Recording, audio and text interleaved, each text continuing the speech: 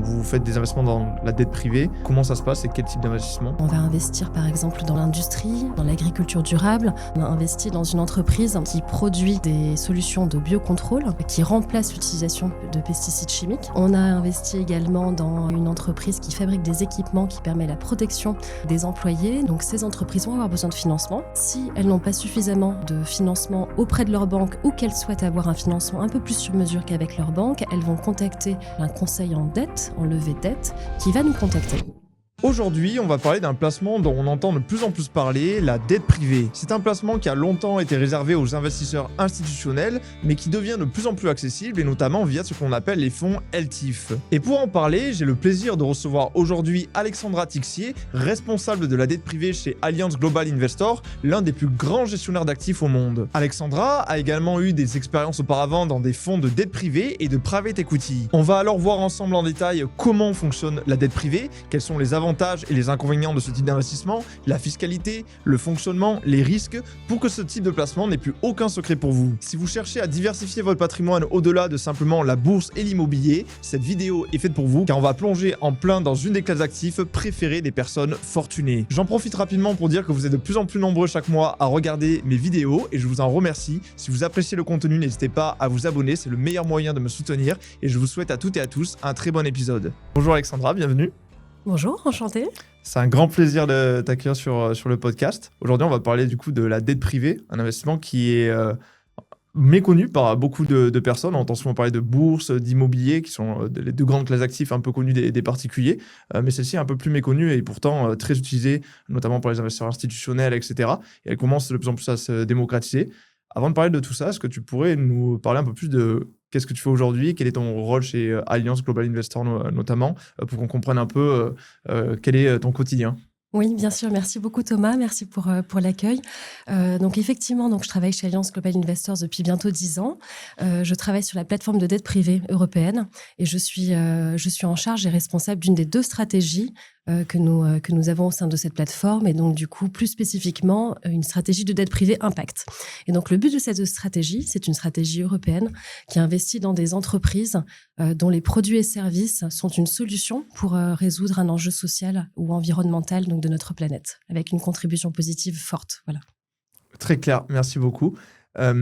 Comme j'ai dit, c'est vrai que la dette privée, il y a beaucoup de personnes qui ne voient pas forcément ce que c'est, alors que c'est pas plus compliqué qu'une autre classe d'actifs, mais c'est moins connu, moins mis en avant que l'investissement immobilier, locatif ou la bourse.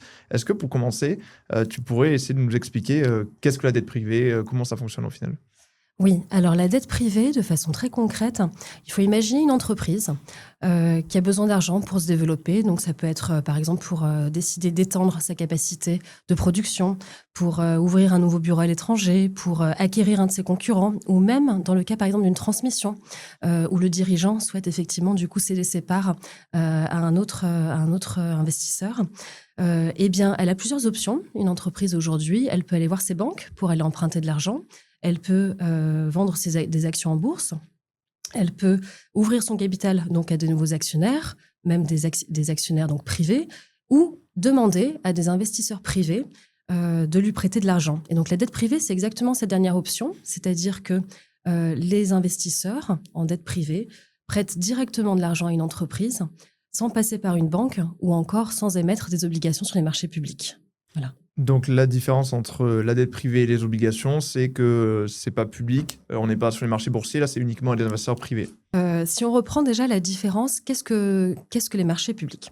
Donc les marchés publics, c'est par exemple pour une entreprise plutôt d'une certaine taille, parce que les petites et moyennes entreprises n'ont pas accès aux marchés publics et seules les plus grandes y ont accès, ça va être la possibilité d'aller emprunter de l'argent. Et donc pour ça, une entreprise va émettre des obligations sur les marchés publics que des investisseurs vont acheter en échange d'un taux d'intérêt fixe et évidemment d'une maturité. Et donc, ce type de financement est très encadré, avec finalement une documentation qui est assez peu flexible. Et ce sont encore une fois un investissement qui est liquide, ce qui donne généralement accès à un taux d'intérêt qui est plus intéressant et donc plus faible que les marchés non cotés.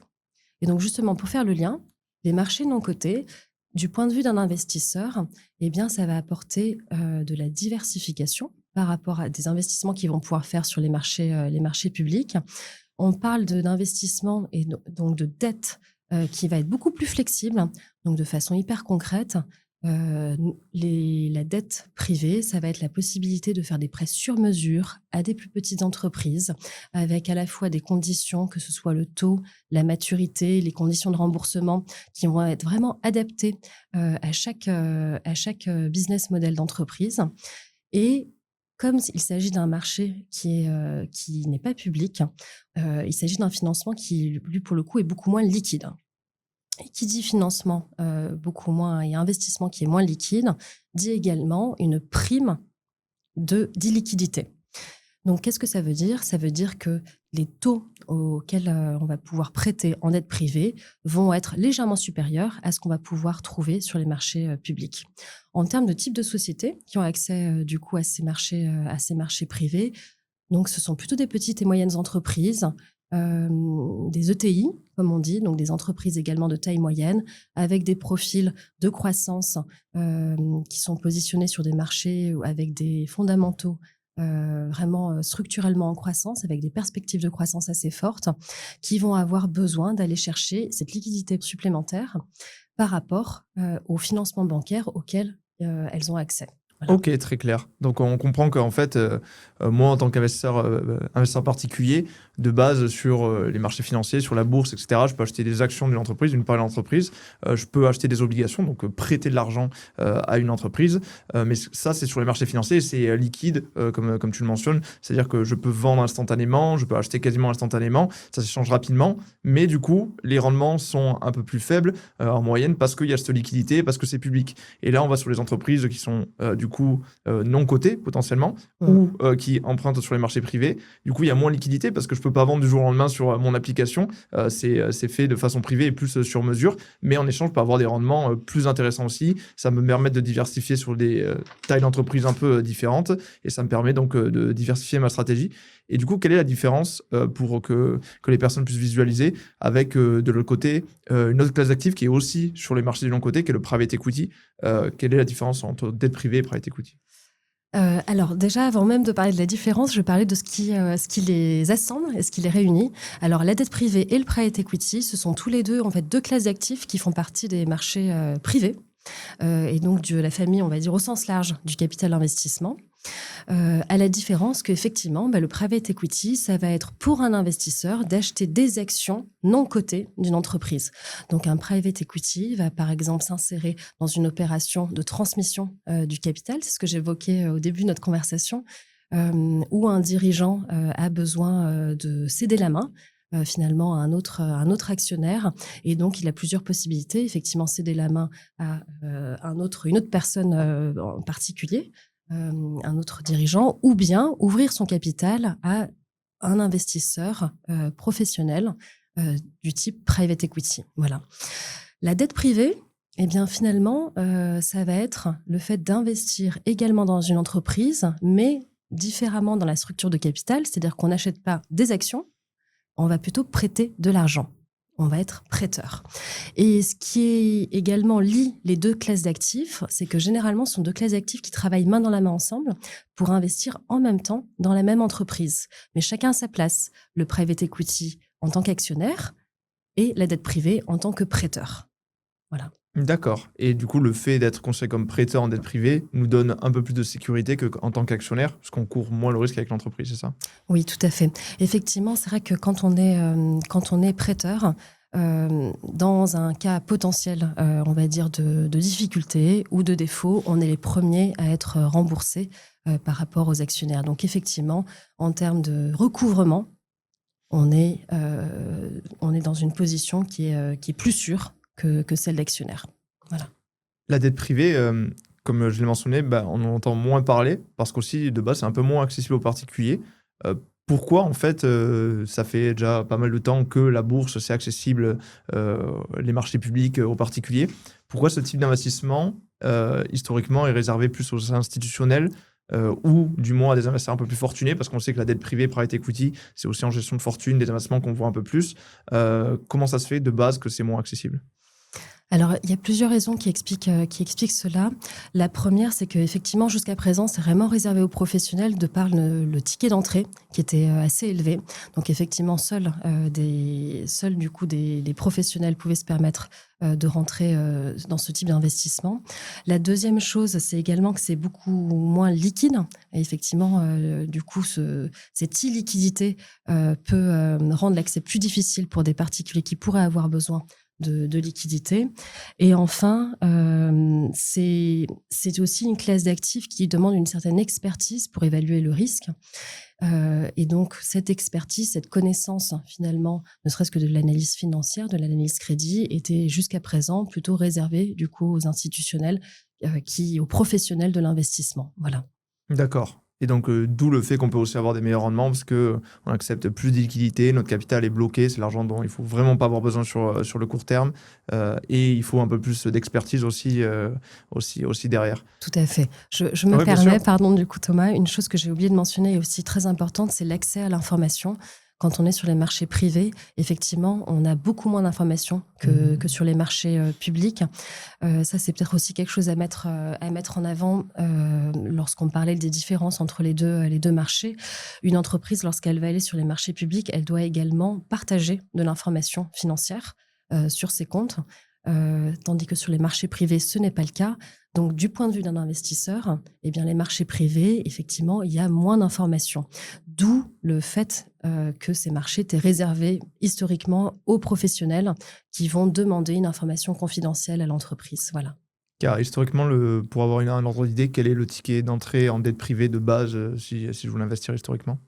Alors, c'est très variable Ok, d'une stratégie à l'autre et d'un fonds à l'autre. Mais pour vous donner un exemple, nous, chez Allianz GI, ça peut être de l'ordre de 5 millions ok. pour un premier ticket d'entrée. Donc on voit que c'est pas le petit porteur du coin qui peut aller directement, Exactement. a priori, placer dedans. Et, et on va en parler juste après. Maintenant, il y a des types d'investissements qui permettent de plus facilement accéder à ces classes d'actifs. C'est quoi les évolutions, en fait, que ce soit en termes de réglementation, etc., qui ont permis de démocratiser un peu la dette privée, puisque aujourd'hui, on en parle de plus en plus? Oui, alors effectivement, il y a eu plusieurs évolutions récemment. Donc, ça a d'abord été mis en place avec une première évolution, un premier cadre réglementaire européen en 2015, avec la formation donc, des LCIF.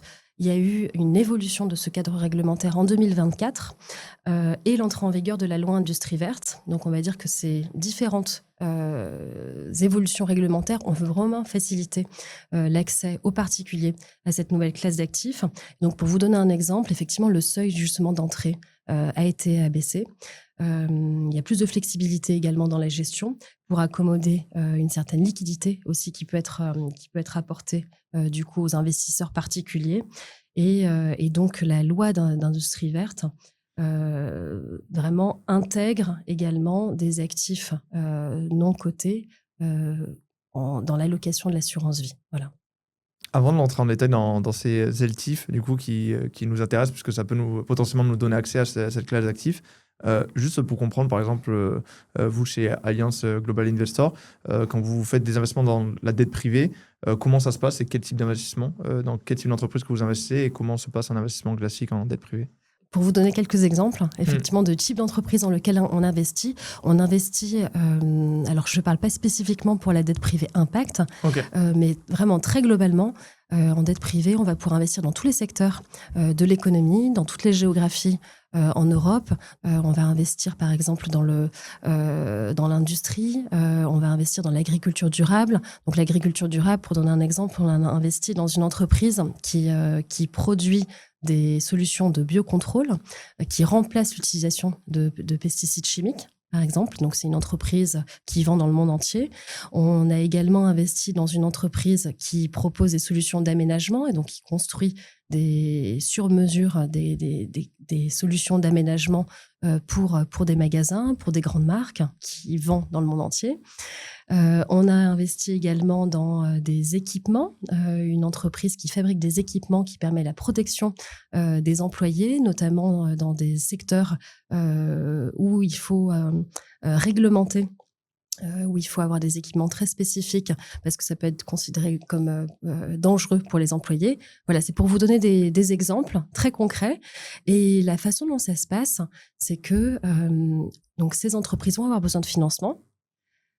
Si elles n'ont pas suffisamment de financement auprès de leur banque ou qu'elles souhaitent avoir un financement un peu plus sur mesure qu'avec leur banque, elles vont contacter par exemple un conseil en dette, en levée de dette, qui va nous contacter. Et donc, c'est comme ça que nous rentrons en contact, on va dire, avec les entreprises, avec les équipes de direction, avec les actionnaires, et que nous construisons avec eux, nous structurons sur mesure le financement qui est le plus adapté à leurs besoins. Et encore une fois, leurs besoins, ça peut être des besoins de croissance, un besoin de transmission pour changer d'actionnaire. Et donc, il y a ce dialogue que nous entretenons de façon très régulière avec l'entreprise, au travers duquel nous allons comprendre quelle est sa stratégie de développement, de déploiement, comment est-ce qu'elle souhaite gagner des nouveaux marchés, des nouvelles parts de marché, etc. Voilà. Quelque chose que j'ai pas mentionné, mais qui me vient à l'esprit et que je pense qu'il est très important aussi de comprendre, c'est que investir dans le non-coté, c'est aussi donner du sens à son investissement. Pourquoi ? Parce que quand on investit dans le non-coté et qu'on est dans une équipe d'investissement qui investit, on va vraiment engager ce dialogue avec l'entreprise. On va engager le dialogue avec l'équipe de direction, avec les actionnaires et on va avoir une parole qui compte, entre guillemets. Pourquoi ? Parce que soit lorsqu'on est en dette privée, on est un des prêteurs principaux et donc on n'est pas un détenteur d'une obligation liquide sur le marché où on a moins accès aux équipes de direction finalement, ou en tout cas notre poids compte moins.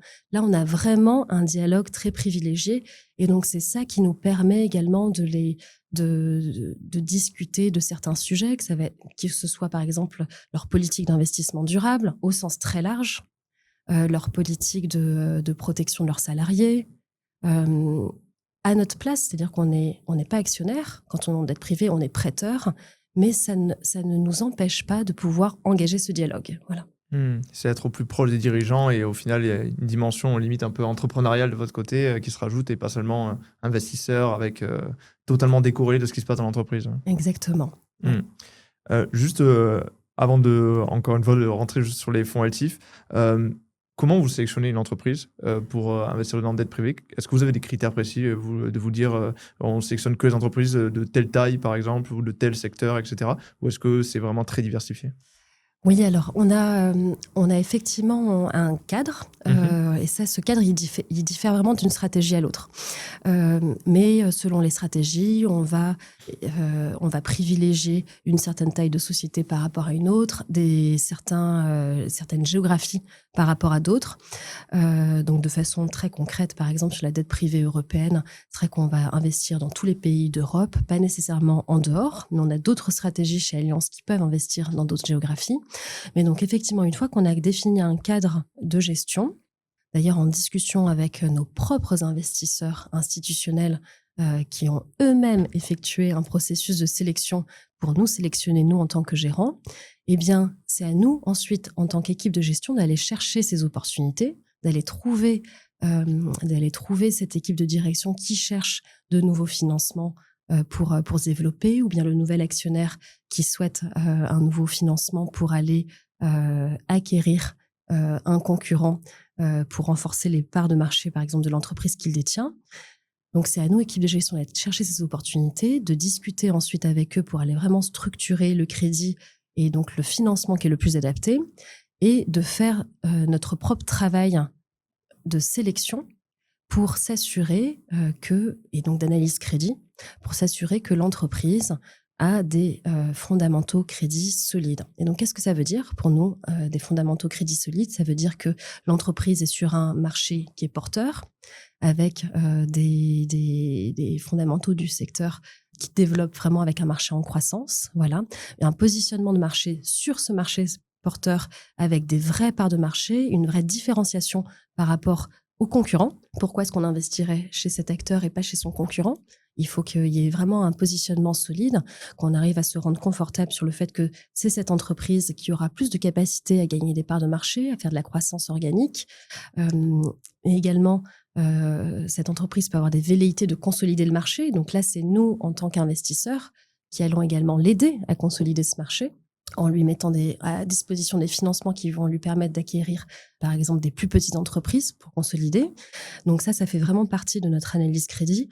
La profitabilité également. Est-ce que l'entreprise, de par ses opérations, a une profitabilité, on va dire, suffisante qui permet de générer des flux de trésorerie qui vont pouvoir, à la fin, rembourser notre dette. On reste prêteur, ce qui veut dire que ce qui est très important pour nous, c'est la capacité de l'emprunteur et donc de l'entreprise à pouvoir nous rembourser. Et donc pour cela, il faut que l'entreprise soit capable de générer des flux de trésorerie pour pouvoir nous rembourser, payer nos intérêts et nous rembourser. Voilà. C'est un peu au final comme le rôle d'une banque de l'autre côté, d'analyser la capacité à rembourser. Et donc le quotidien, c'est vraiment ça, analyser les entreprises, discuter aussi avec les dirigeants, etc., pour sélectionner les investissements derrière. Exactement, exactement. À la différence d'un financement bancaire, que nos financements sont un peu plus sur mesure que ne peuvent l'être des financements bancaires. On a généralement des maturités un petit peu plus longues, ce qui donne un peu plus de flexibilité, ce qui se traduit également par un taux d'intérêt un peu plus élevé. Quelle est la maturité en général, à peu près? La maturité... Qui est la durée de vie? D'ailleurs, on précise, c'est vrai qu'on dit maturité, qui est la durée de vie? La durée de vie de l'investissement. Donc, la durée de vie du prêt, en moyenne, on est sur des durées de vie entre 5 et 7 ans. Okay. Mais on peut très bien mettre en place un prêt beaucoup plus court, à 3 ans, en fonction de, encore une fois, soit du risque, de notre analyse du risque, ou bien de la demande, du besoin formulé par l'entreprise.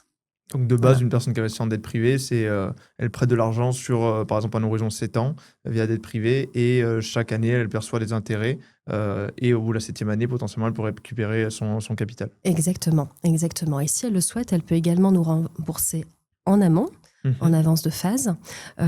Et donc, auquel cas, la durée de vie effective est plus courte. Voilà. Ce qui nous permet à ce moment-là de pouvoir réemployer le capital pour investir soit dans la même entreprise pour l'aider à passer à son prochain cap de développement, ou elle aura peut-être besoin d'un nouveau financement, peut-être un peu plus grand, parce qu'entre-temps, elle aura grandi, ou bien pour investir dans une autre entreprise si celle-ci n'a plus nécessairement besoin de financement. Voilà. Ok, et on comprend qu'en tant qu'investisseur, ça peut avoir un sens du fait d'avoir plus de prédictibilité dans l'investissement, parce que c'est des intérêts chaque année, et aussi diversifier sur du prêt et pas que de l'action, etc. Donc, on a dit que pour le base, par exemple, le ticket d'entrée sur la dette privée, vous, c'était 5 millions, ce qui est assez élevé, que maintenant, il y a des fonds qu'on appelle LTIF qui peuvent permettre de rendre plus accessible ce type d'investissement. Concrètement, on a beaucoup cité ce mot qui est encore moins connu, je pense, que la dette privée pour beaucoup de particuliers. Qu'est-ce que c'est un fonds LTIF et comment ça fonctionne? Un LTIF, c'est un fonds d'investissement à long terme. Et donc, ce sont des véhicules qui ont un objectif très clair, qui est le fait de financer l'économie réelle. Ok, très clair. Donc du coup, quand j'investis via un fonds LTIF, j'investis indirectement dans un fonds qui va avoir plusieurs investissements en dette privée, c'est ça? Oui, tout à fait. Un LTIF, c'est donc un fonds fermé qui va lui-même investir dans plusieurs stratégies différentes. Okay. Il peut y avoir une poche non cotée ainsi qu'une poche cotée pour offrir un peu de liquidité également. Et ensuite, en fonction, on va dire, comment est-ce qu'on définit au sein des marchés privés quel type de stratégie on met, eh bien ça, c'est vraiment à la main de chaque gérant de décider s'il met plutôt du private equity ou plutôt de la dette privée. Nous, chez Allianz GI, on lance un fonds LTIF qui sera 100% sur la dette privée. Voilà. Ok, donc de base, par exemple, un gestionnaire qui ouvre un fonds LTIF, il peut choisir son allocation sur les marchés publics, actions, obligations, un peu de private equity, dette privée. Et moi, quand j'investis dans ce fonds, directement, j'investis sur tous les actifs sous-jacents qu'il y a à l'intérieur, c'est ça? Oui, tout à fait, exactement. Voilà, et la partie, on va dire la poche liquide, ça peut être par exemple effectivement du monétaire pour assurer une certaine liquidité et le reste est investi sur des stratégies illiquides et donc dans les marchés privés. Ok, très clair. Et donc, vous avez fait le choix de faire un fonds LTIF spécifique pour la dette privée. Du coup, par exemple, si on compare à un fonds actif qui serait plus diversifié, etc., et est-ce que déjà il y a des différences? C'est quoi la durée de vie? Est-ce que c'est comme sur la dette privée, j'investis sur 5 à 7 ans, ou est-ce que c'est différent? Comment ça fonctionne, moi, en fait, en tant qu'investisseur, quand j'investis dedans concrètement? Oui. Donc, pour les investisseurs particuliers, lorsqu'on investit, donc on investit une somme de départ que nous récupérons donc à l'échéance, et c'est souvent des échéances entre 8 et 12 ans. Ok. Pendant ce temps, donc le gérant, qui est en charge donc de la gestion du fonds LTIF, va investir l'argent qui a été collecté auprès des particuliers pour investir dans des stratégies, notamment des stratégies donc non cotées. Et donc, ça va se traduire par un accompagnement dans des entreprises non cotées. Ok. Et pendant la durée de cet investissement de 8 à 12 ans, est-ce que moi en particulier, en tant que particulier, je vais percevoir aussi, un peu comme sur la dette privée classique, du rendement chaque année, ou est-ce que c'est juste un rendement à l'issue, en fonction de l'appréciation de départ? Comment ça fonctionne? Il y a des distributions qui sont régulières. Ok. Il y a des possibilités également de rachat de parts de façon également régulière, après une période de lock-up. Ok, d'accord. Donc, par exemple, j'ai un fonds de base que sa durée cible, c'est 12 ans. Les conditions, c'est que si j'investis pendant 3 ans minimum, c'est bloqué. Au bout de 3 ans, j'ai des fenêtres de sortie potentiellement d'une partie de ce que j'ai investi. Et je vais avoir des fréquences de versement d'intérêt sur les 12 ans, c'est ça? Tout à fait, exactement. D'accord, très clair. Et quels sont à peu près, en fonction, bien sûr, on sait que ça dépend toujours des fonds, etc., et que investir comporte un risque, que les rendements ne sont jamais garantis. Mais quels sont à peu près les types de rendements cibles sur ce type de fonds, type Altif, et notamment en dette privée? Pour les actifs, on va dire non cotés, pas seulement la dette privée, mais pour les actifs non cotés, donc les rendements des LTIF peuvent varier de 3% à plus de 10% par an sur un horizon vraiment très long terme. Voilà. Donc ça peut être vraiment très variable sur cette fourchette. En Voilà. fonction du niveau de risque, des liquidités, etc. Il y a Exactement. toujours ce couple rendement-risque qui va jouer aussi, hein. Exactement, tout à fait. Ok, très clair. Et donc, du coup, on suppose que les frais, c'est le mode de rémunération classique, c'est des frais de gestion qui sont appliqués chaque année. Est-ce qu'il y a aussi des frais d'entrée en général sur les fonds actifs? Il y a des frais de gestion, tout à fait. Ah, Il y a ok. des frais de gestion. Et effectivement, ces frais de gestion vont vraiment varier selon les différents LTIF, puisque ça va dépendre de la force de distribution des gérants qui distribuent cet LTIF, si c'est déjà une force, on va dire, de distribution qui est internalisée ou bien externalisée. Donc là, il va y avoir des disparités entre chaque gérant. Les tickets d'entrée, là, je n'ai pas la réponse. Ok, très clair. Et donc, du coup, par exemple, moi, en tant qu'investisseur particulier, si j'investis dans un fonds actif, c'est quoi des exemples de fonds qui existent aujourd'hui sur le marché? Comment ça fonctionne quand je veux investir? Alors, il existe déjà une variété de fonds LTIF sur le marché. Donc, on va retrouver, là, par exemple, là, aujourd'hui, des fonds LTIF type infrastructure, avec vraiment des projets d'infrastructure sous-jacents. Il existe également des LTIF dans l'immobilier. Ok. Et également des LTIF qui investissent donc dans les PME non cotées, que ce soit côté private equity ou private debt, dette privée. D'accord, très clair. C'est vrai qu'on l'a même pas mentionné, mais est-ce que l'acronyme LTIF, est-ce qu'on peut dire à quoi ça correspond aussi? Donc LTIF, ça veut dire Fonds d'investissement long terme européen. Ok, d'accord, très clair. Donc, il y a là, c'est des fonds qui sont spécifiques sur l'Europe, et c'est pour ça qu'on peut avoir ces modalités aussi plus intéressantes. Donc là, on a dit que c'est pas, par exemple, quand on a un altif sur la dette privée, bah, on n'est pas sur les marchés cotés. On est sur les marchés non cotés. Comment on y accède à ces altifs? Sur quel type d'enveloppe moi je peux investir? Est-ce que c'est via une assurance vie, un PER ou autre, en tant que particulier, pour accéder à ce type d'investissement? Depuis la réforme LTIF 2.0, donc certains de ces fonds sont accessibles déjà avec un ticket d'entrée à partir de 1 000 €, Ok. sans condition de patrimoine. Et donc, ils peuvent être logés dans des enveloppes comme l'assurance vie, le PER ou le compte titre. Ok, d'accord. Donc déjà, des 1 000 €, on voit que ça diffère un peu des 5 millions de tout à l'heure. Ça le rend plus accessible à une grosse partie des personnes. Donc potentiellement sur le compte titre, assurance vie, PER. Et donc je suppose que la fiscalité afférente à toutes ces enveloppes. Donc si j'investis sur une assurance vie, 30%, et au bout de 8 ans, une réduction sur la fiscalité, compte titre 30%, etc. derrière. Oui, tout à fait. Ok, super. Donc on voit qu'on peut investir sur maintenant cette classe d'actifs via des enveloppes aussi offrant un peu plus de liquidité, comme l'assurance vie du coup en unité de compte, PER unité de compte, le compte titre, etc. Euh, Maintenant, des fonds actifs, j'imagine que depuis la réglementation, il doit en avoir, comme tu l'as mentionné, de plus en plus. Comment je fais pour analyser, moi, en tant que particulier, un fonds actif? Quels sont les critères à regarder pour sélectionner un fonds actif qui pourrait me correspondre ou pas dans ma stratégie d'investissement? Oui, alors effectivement, déjà, quand on se positionne du point de vue d'un particulier investisseur, il est intéressant de sélectionner un gérant qui a un savoir-faire éprouvé. Une expertise donc reconnue dans les classes actives dans lesquelles le LTIF est investi. Donc, par exemple, chez Allianz GI, cela fait plus de 10 ans qu'on travaille et qu'on a une expertise donc, de dette privée, pas seulement en Europe, mais également dans le monde entier. Et donc, pour donner un exemple, on a une plateforme crédit d'entreprise, crédit pour les entreprises de plus de 45 collaborateurs aujourd'hui dans le monde. Et nous gérons plus de 45 milliards d'euros. Investis donc sur cette classe d'actifs. Donc ça, c'est une première chose pour un particulier, encore une fois, vraiment choisir un gérant qui a cette expertise, puisqu'ils vont pouvoir s'adosser, ou en tout cas s'appuyer sur l'expertise de ce gérant qui va, lui, réaliser le processus de sélection Des fonds à des l'intérieur. fonds dans le LTIF. Voilà, donc ça, c'est une première chose.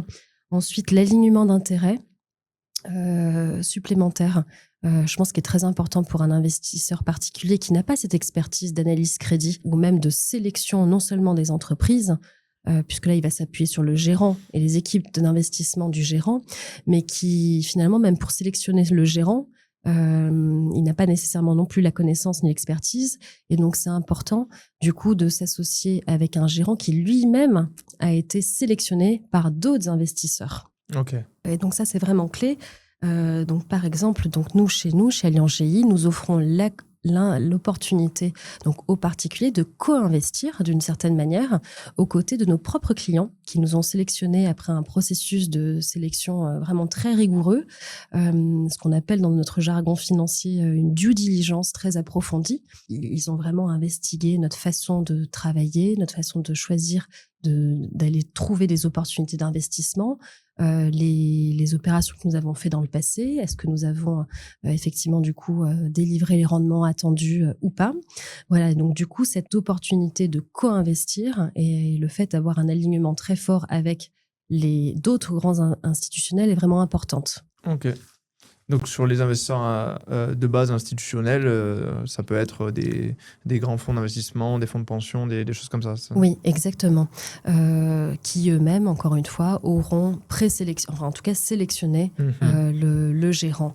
Voilà, donc ça apporte un confort, si je me mets à la place en tout cas d'un investisseur particulier, pour qui le monde de la finance n'est pas nécessairement connu, ça apporte un confort supplémentaire.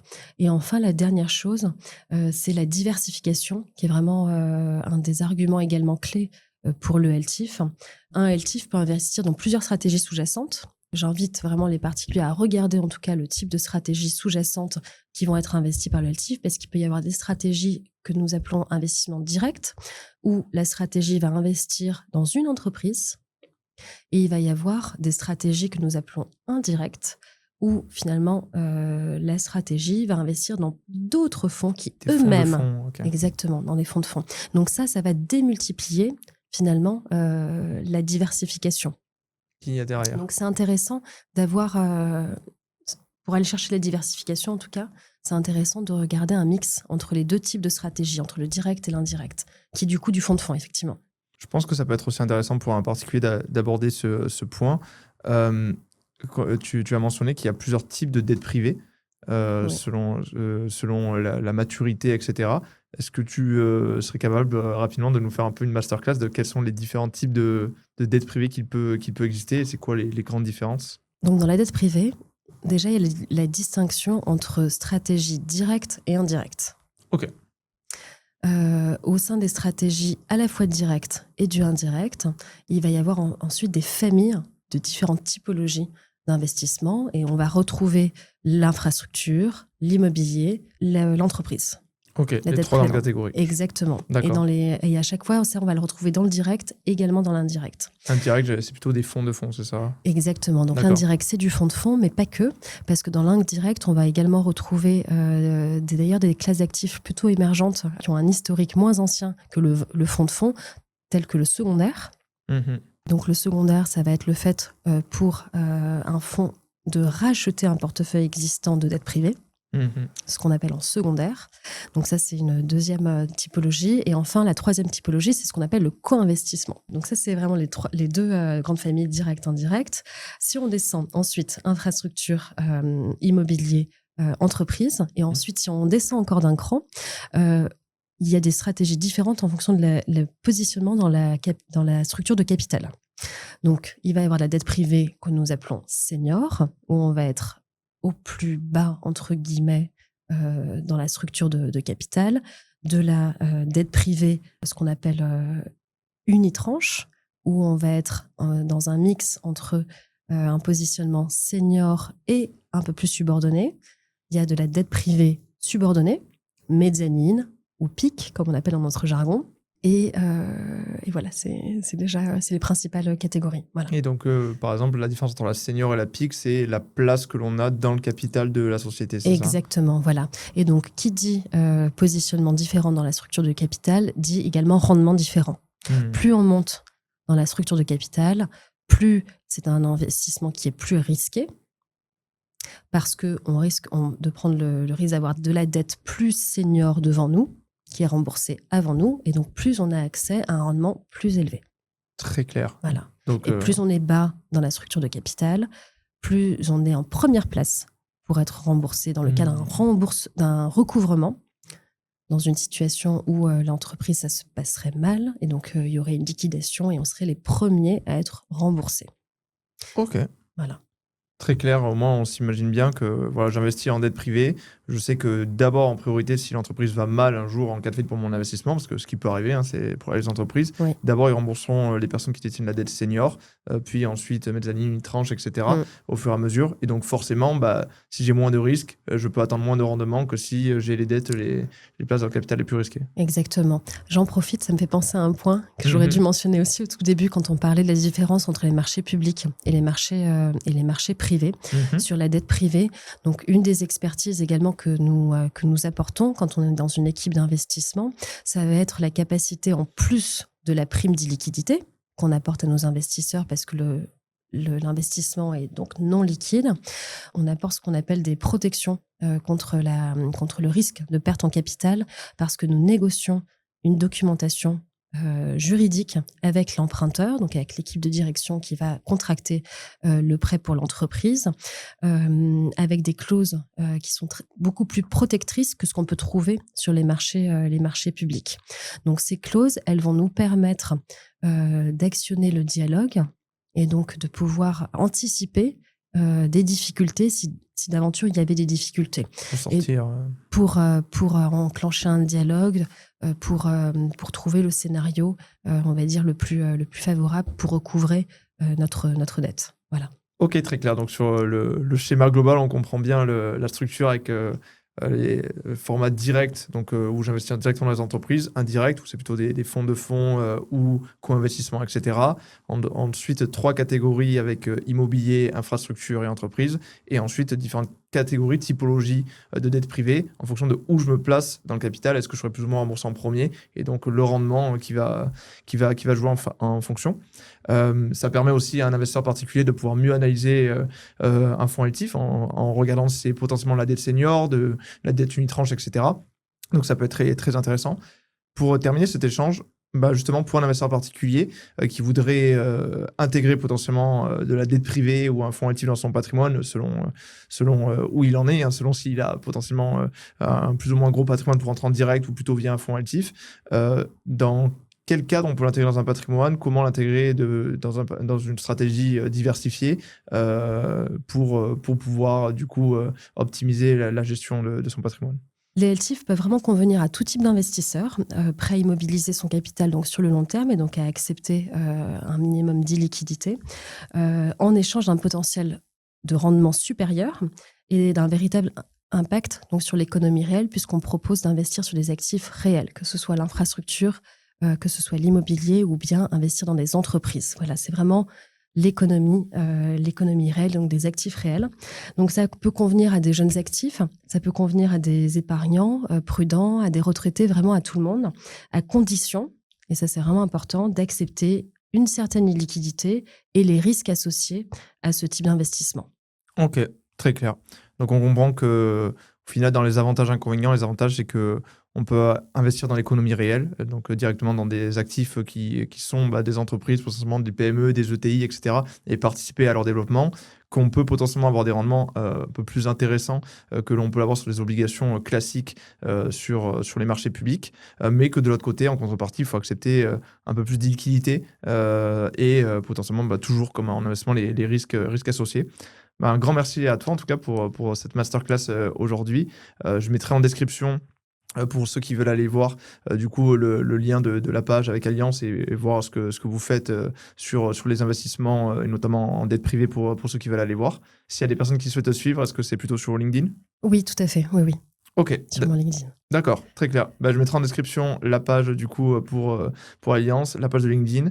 Un grand merci à toi encore et un grand merci à tous ceux qui nous écoutent et nous regardent. Si vous avez apprécié le contenu, n'hésitez pas à vous abonner, c'est le meilleur moyen de me soutenir. Et je vous dis à très vite pour un prochain épisode. Prenez bien soin de vous. Bye. Merci beaucoup Thomas pour cet échange et merci à tous.